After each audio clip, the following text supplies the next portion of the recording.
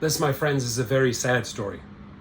An Uber ride, a dropped phone, and 2 lives lost on a Tampa exit ramp. So Tracy Carson was an Uber driver taking Daniel Whitfield to the airport when a pickup driver looking for his phone slammed into Carson's car. Tracy Carson and Daniel Whitfield were strangers when Carson picked up Whitfield at his St. Petersburg home around sunrise one Monday morning in July. Whitfield was headed to Tampa International Airport to catch a flight to Washington, D.C. Carson, who also lived in St. Petersburg, was the Uber driver who showed up when he hailed a ride. They would have had a lot to chat about, the 6 children between them, Whitfield's youngest about to celebrate her first birthday, his job as a copywriter, and recently published novel. Carson's stint in the United States Air Force and world travels. By about 7 a.m., they made it across the Howard Franklin Bridge, and Carson stopped for traffic backed up on the exit ramp from northbound Interstate 275 to State Road 589 and Kennedy Boulevard. That's when the driver of a pickup truck slammed into the back of the Toyota Camry that Carson was driving, troopers said. Carson, 53, and Whitfield, 39, both died at the scene.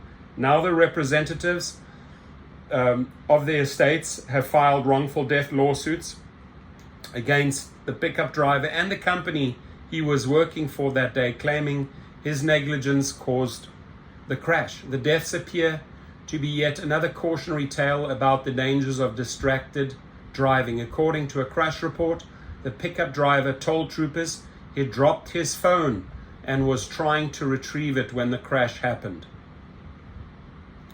Separate paths led to St. Pete.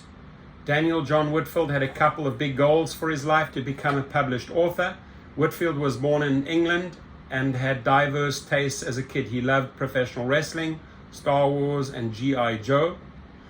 He sang and acted in school musicals, Shakespearean plays, and opera. After earning a degree from the University of Nottingham, Whitfield was awarded a scholarship to attend the University of Wisconsin-Milwaukee, where he studied American and Japanese history and taught British history as a teaching assistant. He didn't intend on staying in the United States, but moved to Washington, D.C. for an internship and met the woman he would marry, said Michael Baboni, an attorney with Goldman, Baboni, Fernandez, Murphy, and Walsh, the St. Petersburg firm representing Whitfield's widow. Soon after, Whitfield landed a job with Iberly Communications Group, a company based in McLean. You can read the rest here. It's a sad story, right? It's a very, very, very sad story. Bottom line is, eyes always on the road, right? And I gotta say, I have been guilty of this in the past as well. My phone has dropped down to the ground, but before I pick up the phone, I always make sure that everything is wide and clear before me. I'm not just gonna, oh, it fell down, I pick it up. Boom, it happens so fast, right? So be very, very careful. Those phone holders don't always work. Those magnets don't always work. Please don't text and drive. Please make sure if your phone does fall down, that, like here in this case, he dropped his cell phone. It can happen so fast. In this case, 2 people died. So send us a GoFundMe page so we can raise money for these individuals. The reason why I'm making this video: don't text and drive, and make sure your phone is well mounted. If it does fall down, I'm guilty of that too.